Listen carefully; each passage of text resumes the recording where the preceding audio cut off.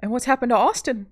He's in I'm sinking. He's dead. Get away from it. It's the Godfather Stop. 2. Look at him go.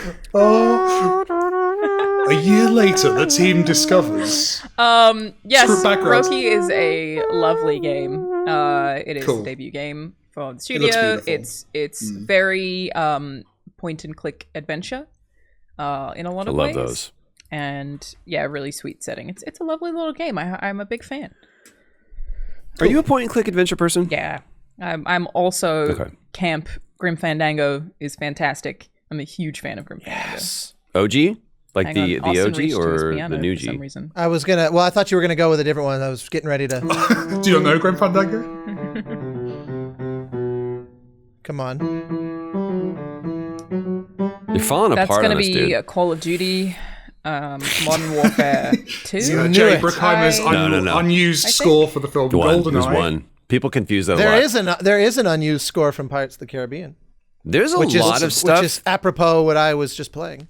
I think there's a lot of people that go, "Oh man, Modern Warfare was great," and then they remember that it was actually that was in Modern Warfare 2. They go, "No, I'm pretty sure it was in Modern Warfare." I was like, "No, it wasn't. It was in Modern Well, Warfare Modern 2." Warfare is an interesting one because that game like just blew that franchise up, and I think also had a pretty significant impact on multiplayer gaming in general. How about the fact that that's when we started getting like, "Do you want to see violent images?" That's where that game started. That started with that. Yeah.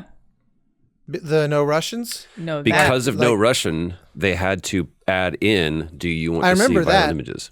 Yeah.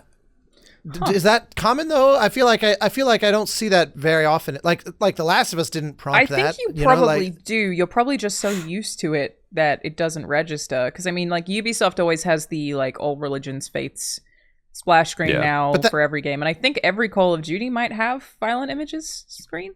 Wait, every Ubisoft game does it, or just Assassin's Creed? I believe every Ubisoft game does it, but I could be wrong. I'm trying to I think may of have- like I may Splinter have- Cell or any yeah, of those games. I think Watch Dogs, I think Watch Dogs did. Legions Watch Dogs did did? have that. Yeah. I do think so. But that's different. That's different from an opt out or opt in Sure. yeah, thing. The way there's a Modern disclaimer. Warfare, Modern Warfare 2. Speak for to your yourself, point. Austin. Some of us like to opt out as soon as we find out that our games are made by diverse teams. That's what that screen's there for. I'm like, Yeah, out of But here, I'm not the Ubisoft. only- dropping the controller. I don't want to play it. I'm glad like I'm my not the only Several one. religions. Ah. It's nice. I ain't It's gonna nice play not to no be the only killer person. game. Wasn't made the- by a Muslim. This guy, by the way, is from New Jersey. Oh no. Troy's Nice. playing a I live in character. Hoboken, in the middle, smack dab in the middle of the city. I was gonna say I'm glad to not be the only one with the wonderfully unflattering, out of context sentences, and you've done me very well came in over this the top. last 5 seconds. I would like Yeah, to say that I exactly. really liked your comment on that, Austin, that somebody said this sounds really bad out of context, and then you replied and said, as do most things out of context. It was like, that is very true. True. Anything sounds bad out of context. Definitely. I don't think it necessarily sounds bad. I think it's to me it's instantly more compelling or at least provocative if it's taken out of context. Well, yeah, the video on YouTube on Twitter of me going, apparently all women look the same, just with zero framing, zero. People extra- just went, "Here we go." Yeah, exactly. I don't even really find that bad. It's like, as resident woman spokesperson, it's like, Yeah, if you could tell us what the consensus is Yes, among For all please, women. Alanah, you can speak to this, maybe. I was fine with it. So the women have spoken. That's fine. It is allowed. You guys are fine. Also, hello everyone. I'm gonna catch you know. all off guard and intro the podcast right now. What? I remember the show used to be Why? cool. Welcome to Play, Watch, Listen. I'm Alanah, PS video game writer. That's Mike Bithell, video game director. That's Troy Baker, video game actor, and that's Austin Wintory, video game composer. And I wanted to intro the show. Why is Mike Bithell? Sorry, why is Mike Bithell like our man on the street correspondent right now? He's got his. Oh, you do. Oh, I got got my your headphone one cord Wait, what in. was that? because my Is AirPods that have Secret been Service? a pain in the last couple. I've been wearing No, this that for a would be couple of this. episodes now because it's just easier and less annoying than all the AirPod shenanigans I have to deal with every week. So. Do you not like it? Do you not deal with like AirPod security guy? It's because I'm wearing the suit as well. It makes me look like I'm We're not outside. supposed to reference it. We're not does. referencing that, but I did want to, related to that, say this is going to be a short episode. because we recorded something Because prior. we're all wearing suits. Yes. We can only rent them for 30 minutes at a time. Yes. Yeah, the gotta guy go. comes over in a few hours together. Our tuxedo place also is a brothel. I'm so going it's just here on the immediately. hourly. We're just going to that straight away. Oh, Like, wow. Oh, It's the yeah. after party now. It's the after party now. Here, you want to see some real class? You know what though? I'm actually impressed. Let's do this. Here's my clip on, class. right? I'm actually version impressed of that we all had these. I bought Mike. I think you were the same you as go. me. Just for I you, Mike. bought. Well, no, You look great. Okay. You look great, Austin. It's It's good work. less. It's love less the common disgust on for Alana's like face. Alanah. Is your dress a formal dress? Would it be akin to like a tuxedo? Well, let me just... Is Alanah about to ruin the magic? Oh, fair play. There Get you it. go. These It's are not a filthy dress. casual. No, it's like a jumpsuit kind of that I'm Hey. wearing sweatpants on. All right. I love Alright. how But it's formal. just seeing I shoulder mean, like, straps, most- we just instantly are like formal. It is formal. It is quite formal. You just can't see that. It is quite formal. I just don't. Most guys don't own a tuxedo. that. Like I think that was a very anachronistic thing. Like in the '50s, when you had your gin martinis, then men is like, of course, I've got my gin martini, I've got my Camel cigarettes, and my tuxedo, You just don't and my smoking need jacket. to wear them often enough. And I work. Yeah, No. you hit a saturation point. That's the thing, isn't it? It's like it was when I was renting it for like the second or third time in a year, and I realized like it was Hang on. probably more I cost feel like efficient. people to in buy the one. games industry like go to events sort of frequently. Like There's only one that You hit a says you point. have You hit to a point look where it nice. justifies That's it. true. Every other one is like, please try to look presentable, and only BAFTA. Just don't wear jeans. Anything. Don't wear jeans and a t-shirt Guys, for your last guys, game. You get one day a year. You don't have to wear a hoodie, please. Just please. Every time Jeff Keighley is like, please look good, and BAFTA is always just like, oh no, we won't let you inside. Yeah. Because in America, this is what servers wear. It's like this is not like formal. No, I one time went to an event like and it was an ASCAP event, and so it was a lot can of people spell. wearing suits and stuff.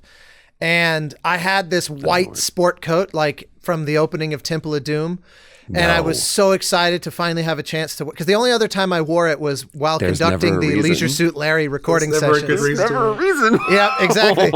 So I show up and I'm like, I'm going full white suit, and I show up, and within 15 seconds, people are coming up to me going, can I get another? can I get a wine over at my table? Oh. And I'm looking know, around and I maybe. realize all the caterers are Hey. indifferentiable from me, and I was like, I literally can't ever use this. You looked capable. You looked like a man who could be trusted That's what it to was. sort out To drinks deliver order. the drinks. That's That Austin that's Wintory, more he knows than I what would he's entrust doing. to 80% of people in the games The industry. ironic Like, thing fair is, play. I Like, couldn't respect carry a that. tray. I have genuine admiration for waiters, like especially when they You have never the carry it plates like this. stacked Tough work. up You don't there. carry a tray like this. I just assume you carry them like this. So. It's This Show of impossible hands. for me. Impossible. Surely, Austin, you've done you did like a bar job or a I never had a job like that. You I never worked, did that. Worked Oh, fair play. hardware store. Worked my favorite bad job was delivering inflatable jumping castles to kids' parties, where you have to carry these things and they weigh 10,000 pounds. And Just blow them up before you leave, then you can carry it. It's easy. It's much lighter. bounces. yeah, that Bounces. You just- Hold on. that job made me never want to go near any of those ever again, because you realize they're almost impossible to clean, and so you're like a bunch of kids, like vomiting Oh, I on don't the like inside of that. this thing, and then it's terrible. No one Alanah, should you- ever go in those. That or McDonald's, which is worse? Well, I worked at McDonald's, and I did know, have that's to why I'm asking clean you. up That or vomit. No, my worst job was still definitely working at a call center. That's an awful job. Unanimously, was my first full-time job when I was volunteer games writing when I started out. It's atrocious. Call in or call out? Tech dial in support. or dial out. You know what I mean? So they would call us, Tech but support. We talked about this. it was bad. But the bigger issue that I had with it was also that it was an international company, and we would get people from other countries who would call and would be like, hey, I think it's disgusting that you have a woman in the workplace talking about tech. Can I please speak to your manager?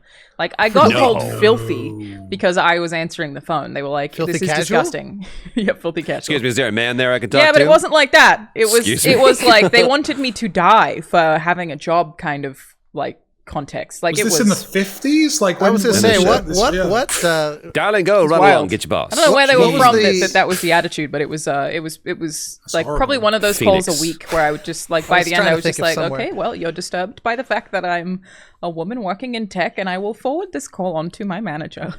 It was And I like Sir, how where are your you thought calling was, from? Topeka, why? I'm gonna go be a woman in games. yeah, I was Find like, I'll safe show him. harbor It'll be there. way better. So them. What was this in tech support of? What kind of what are people calling In for what help tech with? was this support? Yeah. It was DNS, so specifically websites, so domain name servers. So it was helping them run their websites, and also usually the email addresses that were tied to their servers wouldn't work. That's such Just most of it. innocuous tech support to come like loaded for bear on this misogyny. You Are know, you like implying that meme? there's any kind of logic to misogyny? like, I mean, Well, it no. was you're all- already, but I- if you're in that mindset, you're already an idiot. Right? it's, Like, well, of you've course, already- I would never does deny that. loaded But for bear mean that you're even if a bear shows up, you're ready. You're like either that or you're drunk enough to have sex Is that with like a bear. a I'm common loaded phrase for in bear. America? Ready I've for never bear. heard loaded for bear. I haven't either, actually. isn't that like an Alaska? Isn't that like an Alaska thing of having like your Magnum pistol that's Like you're ready for... That's like literally Loaded you for can bear. deal with like a Kodiak. I thought I that was simply a real choose to thing. live in a country Why without drop bears. the That was article? my approach. I feel like Loaded this, for a bear. this episode is already a mess, but I'm going to make it more messy by telling Go. you a story about my Jesus. friend who recently made news headlines because she was in Alaska. She went to use her outhouse and got bitten on the arse by a bear. Wait. It was She had inside an of the outhouse? It toilet. was her. Was it like a baby? I guess. Kind of How did weird. the bear fit in a toilet? How'd it get in there? I It feel just crawled in the back and the behind. Like, so it's like, one of those Like like its big, nose it was kinda- inside of the like toilet tank. And she was got bitten asking for help. on the ass, gets up and walks away, calls, like they hear her screaming, so other people come in and they look in and they just see a bear just staring up at them inside of a toilet. Poor And buddy. you said That Australia was not a bear, by the scary. way. That was a big poo. Well, in Australia, it would have been like a poison bear. So that's the difference. and it's on fire. With a web and 8 legs. yeah, exactly. Oh my god. The worst story that I've ever heard about Australia is there was they found a I love woman. that we're taking it already right Yeah, after here we Australia. go. Carry on. That's good. They That's good. they found this woman who had drowned or had asphyxiated, run out of oxygen. They had no idea what happened to her, and they found out that she found this cute little fish, little starfish or whatever. She was like, "Oh, that's adorable," and so she put it in her like, "I'm going to keep that because I found it in the wild in the ocean," and she put it in her suit. And it had this poison barb that went dink, and it injects a poison that paralyzes you. Oh, shit. Doesn't make you unconscious, just makes you paralyzed. So her lungs paralyzed. this she is some couldn't Final move. Destination level. That's horrific. I was like, what did you do? And so she's just, here I am, I'm just going to die. And I was like, I'm Yeah, never that's going in like the water. my nightmare. Yeah, that's. I remember Well, you standing just on the don't take beach. shit from the water. No shit! You I was can like, go oh, into look at it, this just beautiful don't take creature that something. I found. That's absurd. probably poisonous and wants to murder me. I will I say, remember though- reading that. Go ahead. Go ahead. Go ahead. Please go ahead. What I'm going to say is very sad. So, Well, take it away. I remember hearing about Sadder than a bear in a toilet? as a scuba diver. I remember hearing that in Australia, they have the bit like the man o' war nets that they'll put outside of beaches because the super poisonous jellyfish and man o' war will come drifting in, but that there are some species that are so small that no net can stop them, and those are the like far and away the most poisonous ones. And so it's the same thing as your fish story, where it's like this basically microplastic sized grain of sand jellyfish will like brush up against your leg and just kill you. It's like everything about this island is telling us That's what go I was away. gonna say. Again, it's very sad and it sucks, and I don't talk about it often. But my Labrador, when she was 4 years old, got bitten by a tick and died within 24 hours. 24 hours? And she was on all of Of the a right tick? medication, all the anti-tick prevention medication. It just paralyzed her, and then she died. And it was Chubby. like, yeah, my mom was visiting me in San Francisco at the time, and we were actually at Yosemite when it happened. My aunt was also in San Wait, that Francisco. was here? No. Oh. Dogs in Australia, but my aunt waited for us to drive back to San Francisco before telling us, and it was just like I was just like in such disbelief that I was like, that can just happen. Like you can do everything right. She died in the car on the way to the vet. Yeah, brutal. I'm glad that it was brief though, instead of suffering for. She was such an angel though. It sucks so bad. That dog was perfect. It just kills me. Yeah, man. But it's also like some of that stuff's just not preventable. Well, yeah, but also like I've never seen like shitty dogs live for forever. It's always like the best dogs. The good die young. Only the good die young, right? It's true of humans as well, in fairness. It's like I was going to make a terrible... That's not entirely true. Steven Sondheim turned 91 yesterday. He's pretty good. Person. That's the most must be shitty. If you're over 90, you must suck. You're an asshole. Yeah. Next time you see someone who's over 100, happy birthday, Gertrude. You bitch. Speaking of, here's something that I know I think I told Troy this, but I don't think I said it here. So wow, you guys have private conversations? Okay. I thought we were contractually obligated to bring all our nonsense to this show. That's true. All right, so yeah, disregard that. Betty White, not that long ago, turned 99, and I saw a striking fact that I had never, that just puts things in a weird perspective. Betty White is older than Anne Frank if she were alive. Wow. Doesn't that strike you as somehow very counterintuitive and astonishing? We do I don't know if I would say counterintuitive. But well, we have a tendency to just sort of compartmentalize, and it's especially anybody associated with... It's the with Mammoths and Egyptians thing, right? What do you mean?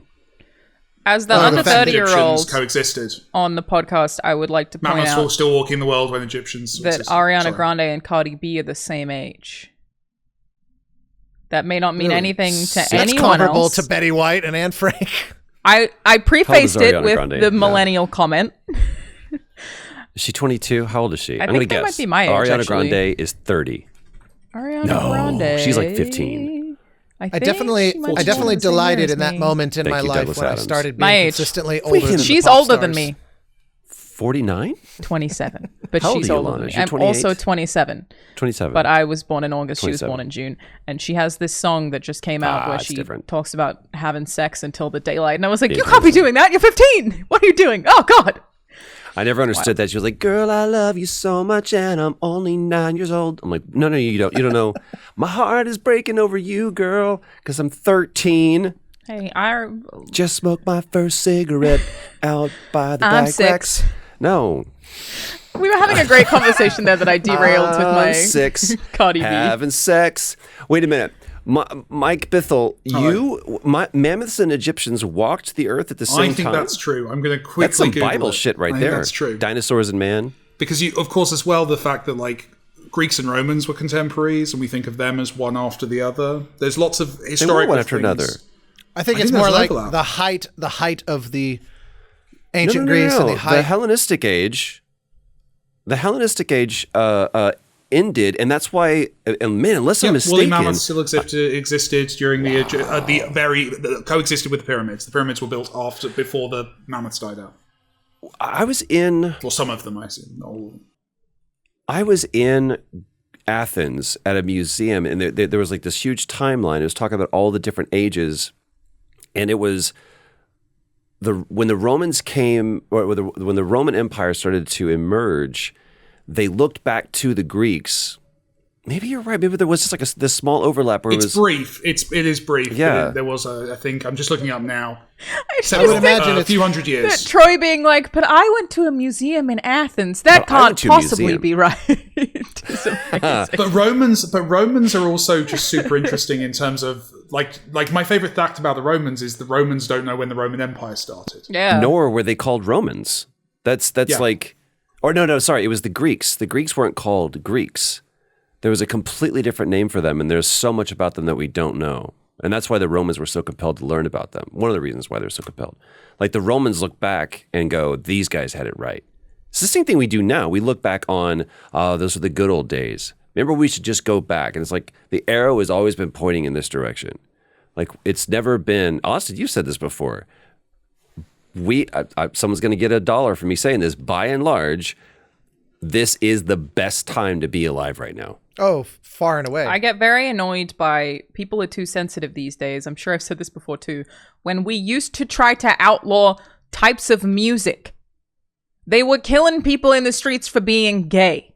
Okay? Are we too sensitive now? That was so extreme.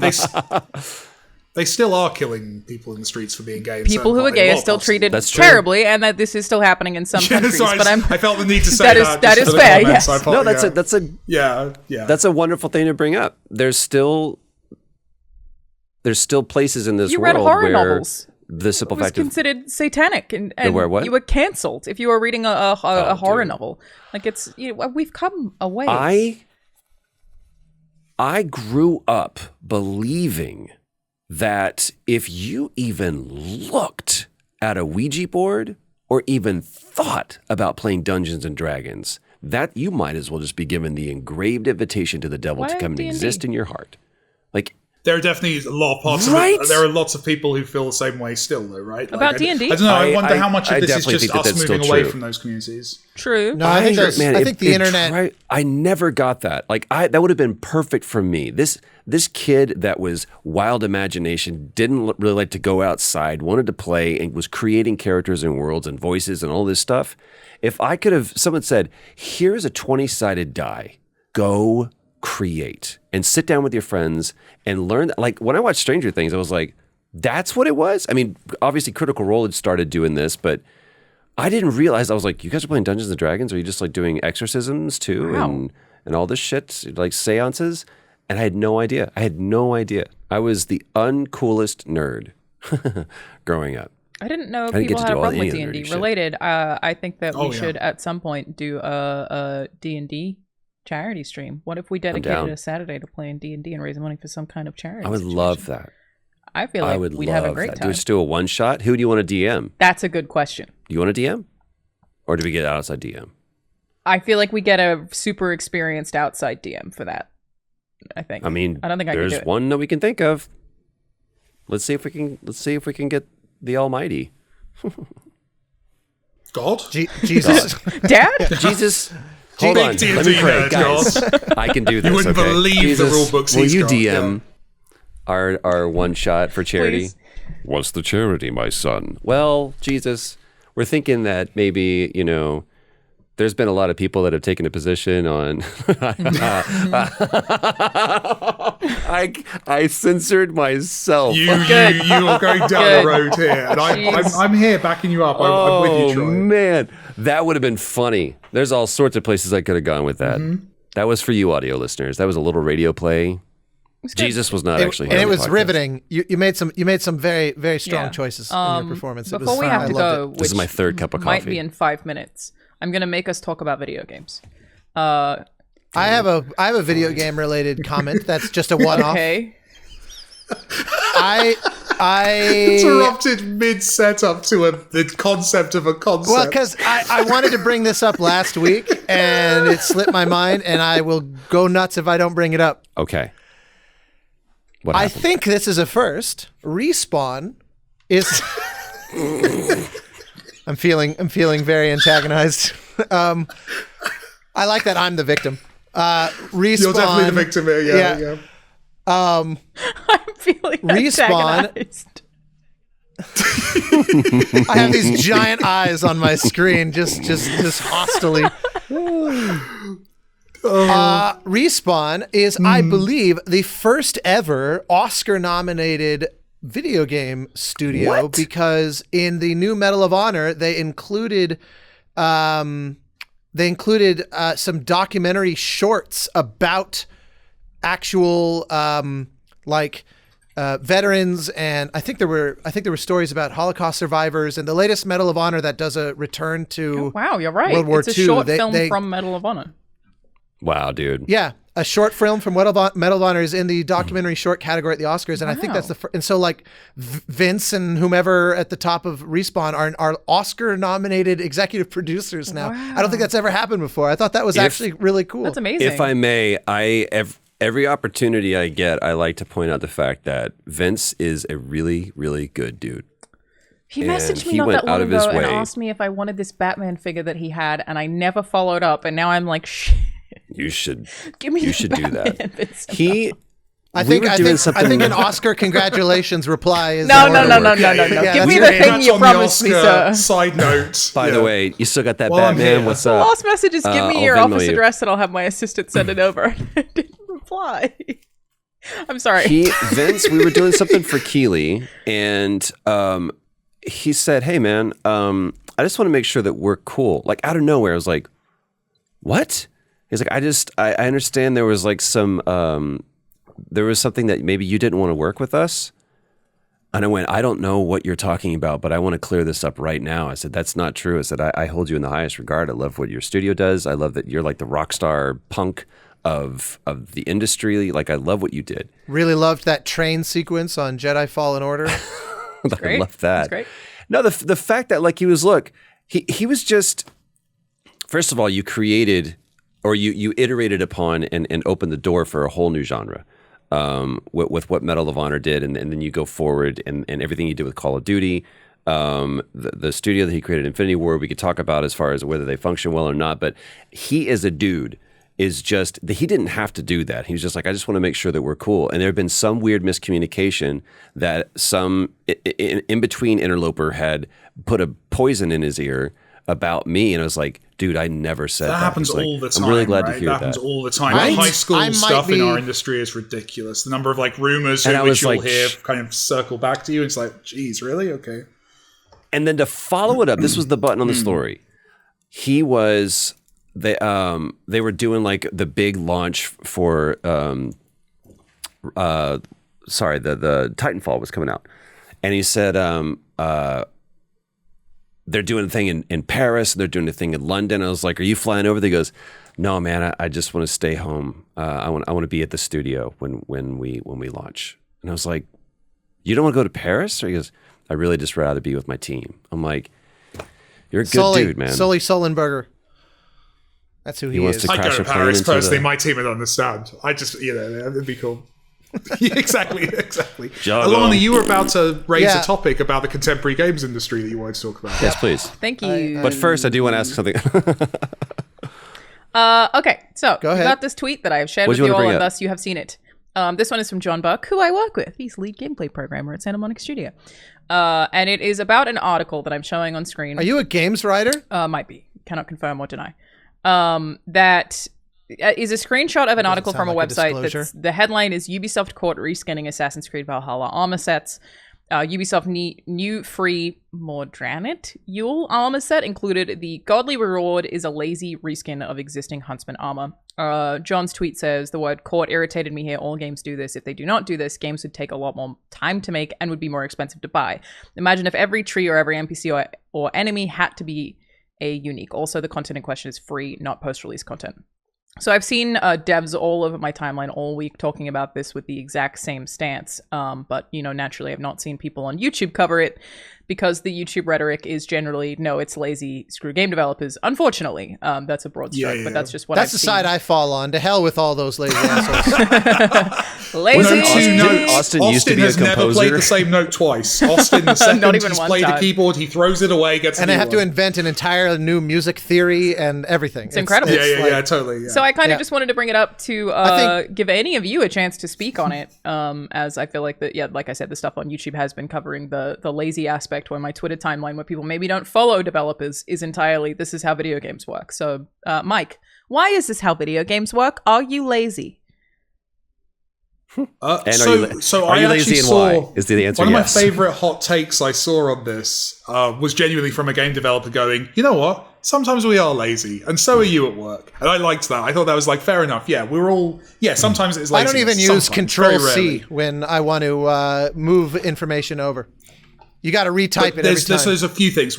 One is everything in games takes time and money to make, so therefore, of course, you will get reuse out of stuff. Two, what I've not seen people comment on is, but it's true, is that like we have limitations in terms of memory and in terms of disk size and in terms of various metrics where we can't make all of the infinite content without reusing stuff. If you loaded up an Assassin's Creed level and every character had a different outfit on, it would take hours and it would probably burn your console to to the ground, right? So there's actually technical reasons why you can't load too many assets in at one time.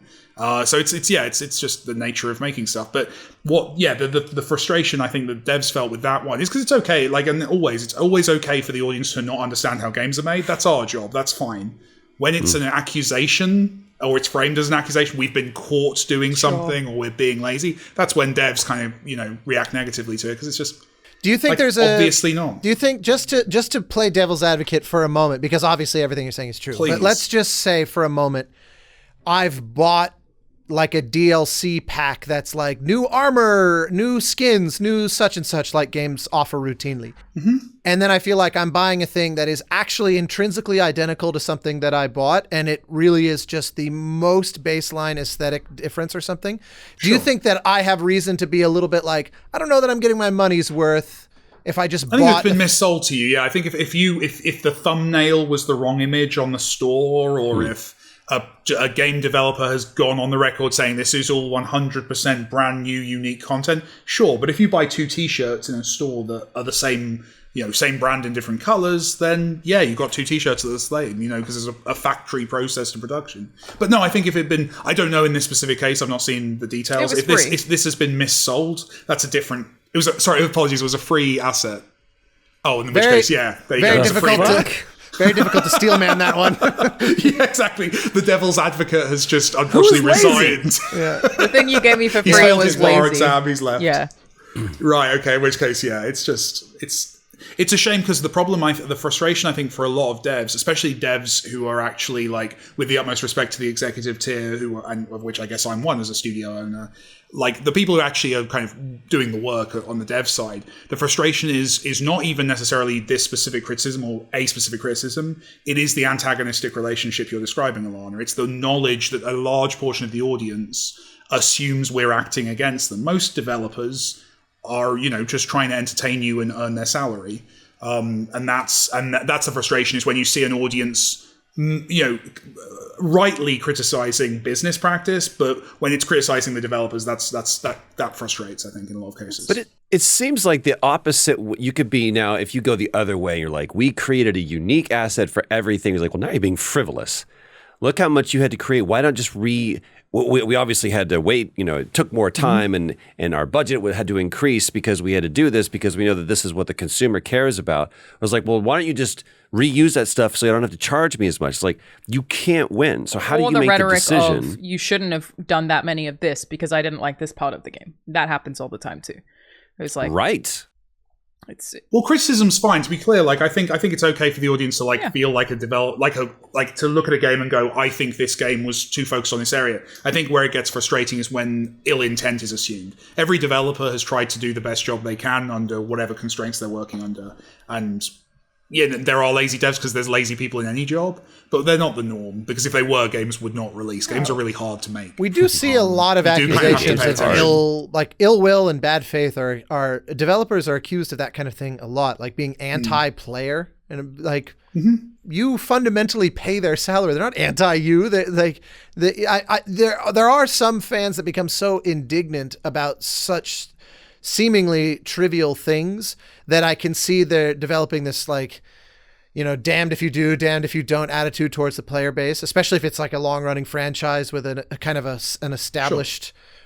But by and large, yeah, I find it odd to think of. You said by and large. It's catching on.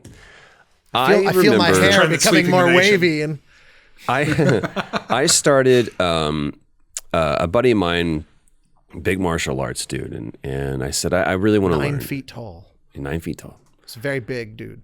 And I said, I want to learn. He was like, come train with me. And so I started. Pat you on the head. Yeah. Yeah, there you go, little man. Mm-hmm. I started training with him. And so I started for the first time in my life awesome.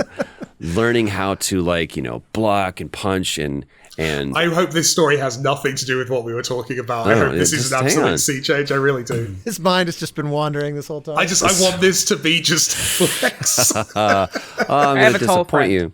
Oh. So I started seeing I started recognizing these patterns. He's like, I want you to think about what's on the inside, what's on the outside, because that's how, are you blocking to the outside? Are you going to the inside? And so I started seeing all these patterns, and I found myself behaving differently. Like I remember being at a bar and somebody bumped into me, and I was like, dude, you know what I can do? I can grab your arm here, and then I can, I started thinking about how I would, quote, beat this guy up.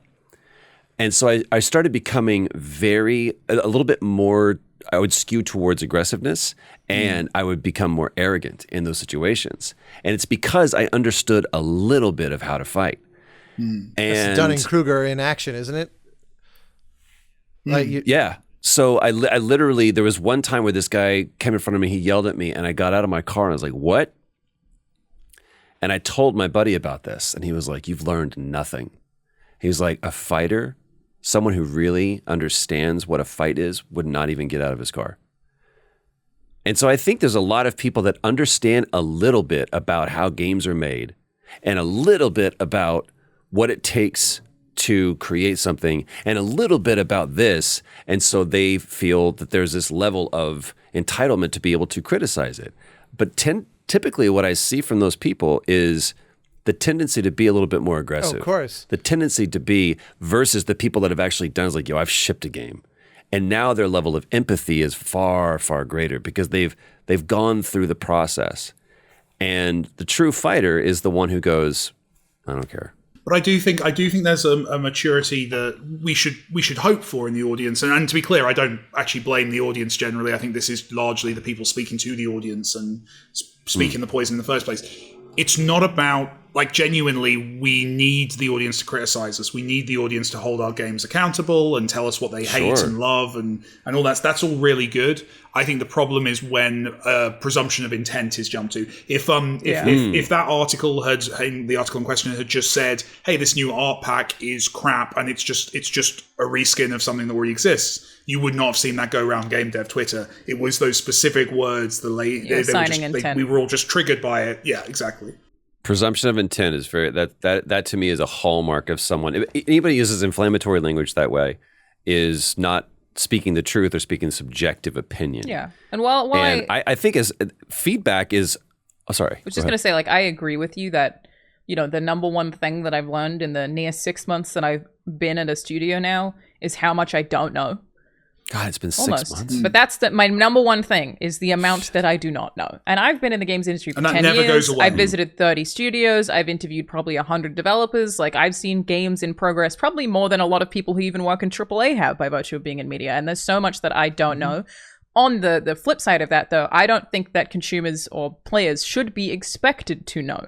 I agree that them assigning negative intent is terrible, but the idea that it's like, well, you just don't know what you're talking about regarding just baseline criticism, I don't think is fair because it's not their jobs to know. That is not what their role job in the to partnership play our is. games and enjoy them. Yeah. Or they don't have it. How about this? They don't even have a job, right? It's that you're all unemployed. They don't have a position or a requirement. I hope they do have jobs because we need them to buy our future. Right, it's a hobby. But it's the notion that as long as the feedback is actionable, it's like, I didn't like it. Tell me why. No, so I disagree with you on that. I think it doesn't need to be actionable. Yeah, just tell me you hate my stuff. That's absolutely fine. And God knows a lot of people do, but like...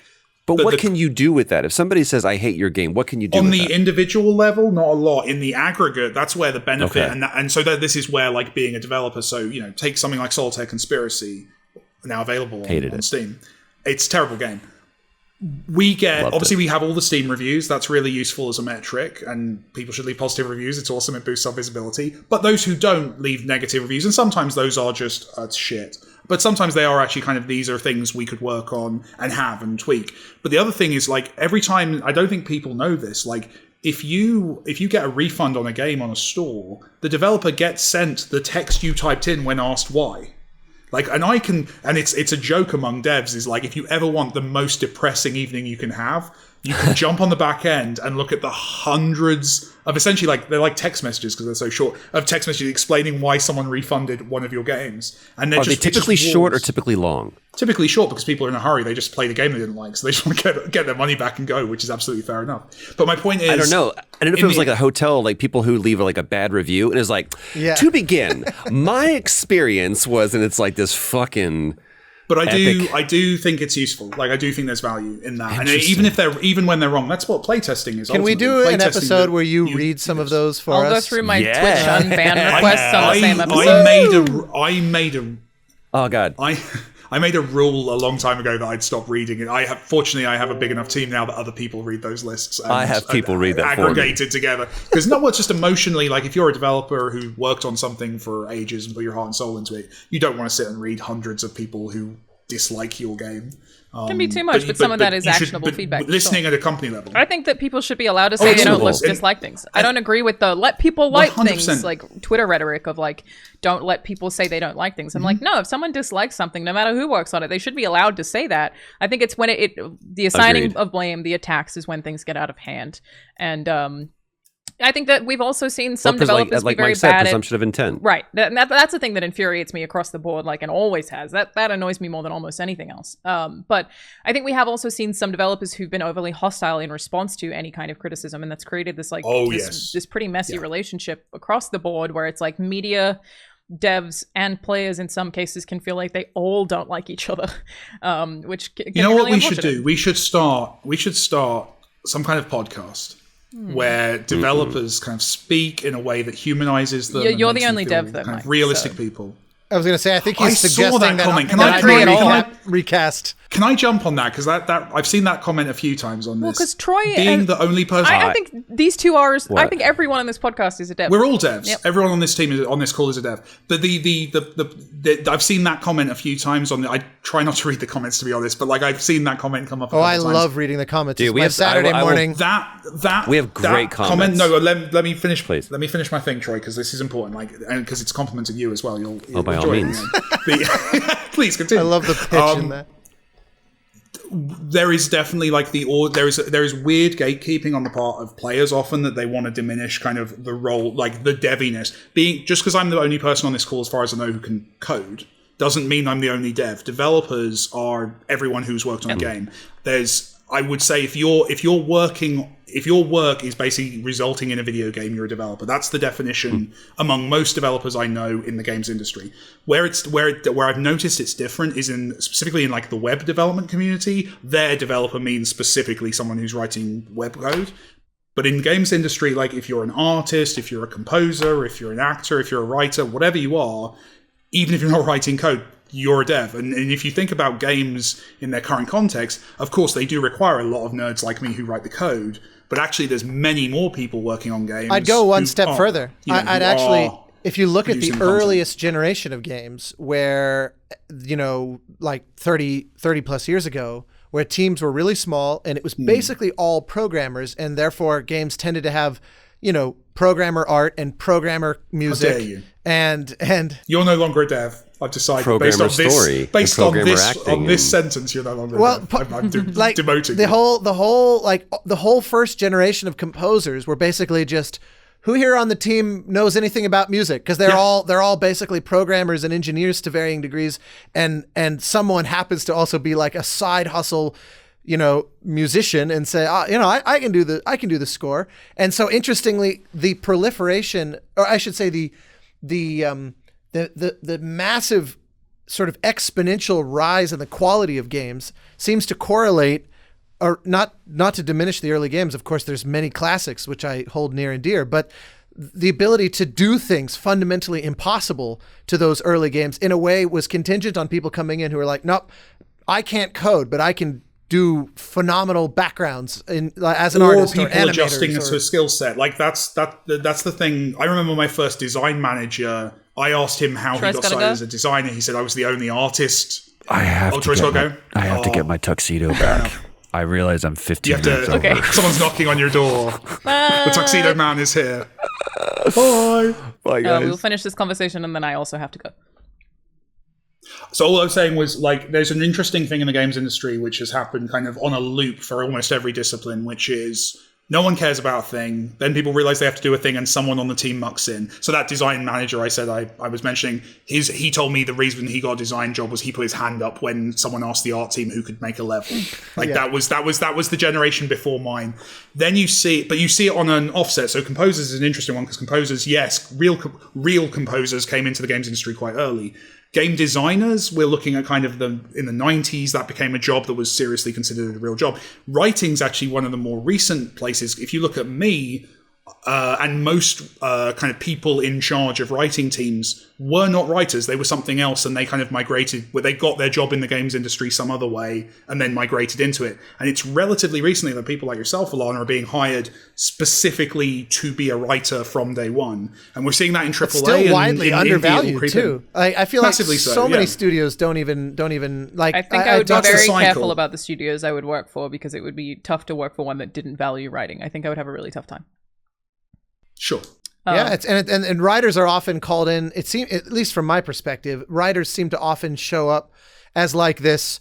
Oh shit, we've been working for 3 years and we haven't had any What does the writing. character say? Yeah, can someone come in and just punch this up and work within this? It's like, can you design the layout of this house? But by the way, we've already put up all the 2x4s and the drywall, and like, but we really need you to figure out how the sort of layout is going to work. Video game stories are only going to get better, and it's going to be exciting to watch. But to the earlier point of like, what is a developer? I feel like anyone, like Mike said, anyone who makes a game is a developer. And I don't know that I don't want to disagree with it. You need a marketing team to make a game. They are still required to ship a video game. You need a community team to make a game. Like, all of those people are required for the development process. And they're often throwing in ideas, right? Yeah, all the time. Often a community manager is going to be throwing in game design ideas. They're going to be influencing, even if you feel like that's a grey area, like they're still putting in work. The only place I draw a line is, I don't think game journalists are game devs, for example, because they're separate. They're outside. I also don't the think team, like and separate they're in a marketing opposing teams area. would necessarily be devs, but people who work in studio, I would say like, yeah, you're a dev, and there is a weird. I don't take this personally at all. Like, if people would not say that I am one, like this is another thing that offends me in the slightest, but it is a thing that I'm like, I think broadly, if you are working on a video game existing, you are developing a video game. Like, the suggestion that I am not developing a video game is like, but then these bits wouldn't exist. But then they wouldn't be here. So how does that work? The game has to be developed in a lot of different ways. It's not just programming. It's definitely a thing. The thing that worries me is that sorry, apologies. I think my connection's a bit slow. The thing that frustrates me, the only thing, it's not that I'm insulted or I worry about your feelings on this. I think the thing that bothers me about the concept of like, that person's not a dev is actually the person watching this video and reading the comments, who's maybe a young person who hates programming, has no interest in programming, but is like the best at something else and would bring that talent to games development. And if they are being told by their peers in the comments that like, this person's not a game dev, then that might devalue that for them. And I want that person in the industry. What I don't want in the industry is the person who's saying that person's not a dev. I want the person they're putting off from kind of getting started. So that's selfishly, I just want more cool people making games. And the composer world has been full of that kind of crap forever and ever. You know, it was always like, if you can't, like the lowest hanging fruit one you hear all the time is, if you can't read sheet music, you are fundamentally not eligible to be labeled a composer. Well, the trick, of course, is to be you, where you don't actually need to read any music. You can just play any tune on cue without even looking at these paper, right? Like,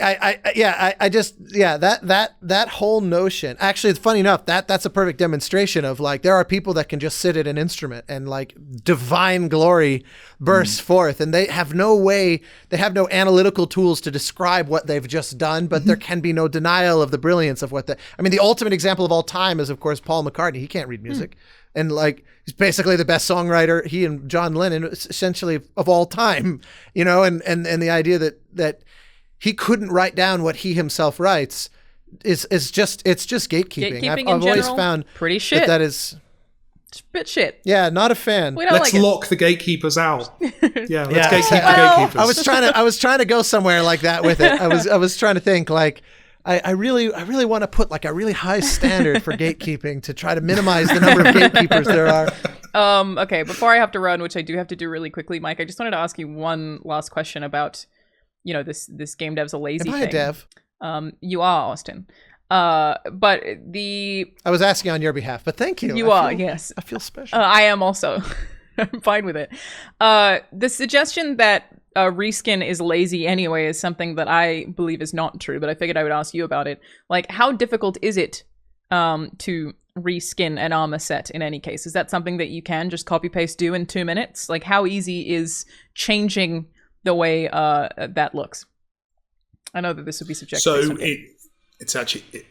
it's also very big. I mean, let's talk specifically in AAA, because in indie it's a completely different thing, because probably all those jobs are being done by one person. In AAA, it's not that it's any easier; it's just that it requires less people. So in AAA, if you're just doing new materials on an object, theoretically that becomes a job for a concept artist to figure it out, a texture artist to get it done and make the new materials, a QA department to check that it works, a designer maybe to do some implementation. That's probably about all you need to do. There's a few other things, but that's about most of it. Whereas, yes, if you're making a completely new armor from scratch, there's like 5 other steps and 5 other people involved. So it's not easier for any of the individual practitioners and developers on the team making that happen, but it requires less people. So it is cheaper and faster because you're not going through as much process. Not as in many the indie people. World, because all those jobs are by one person, it would be easier for an indie to do it that way, because that one person has less things to do. But yeah, so but there's also easy. It's not a 5-minute job. It requires a lot of expertise from the individual.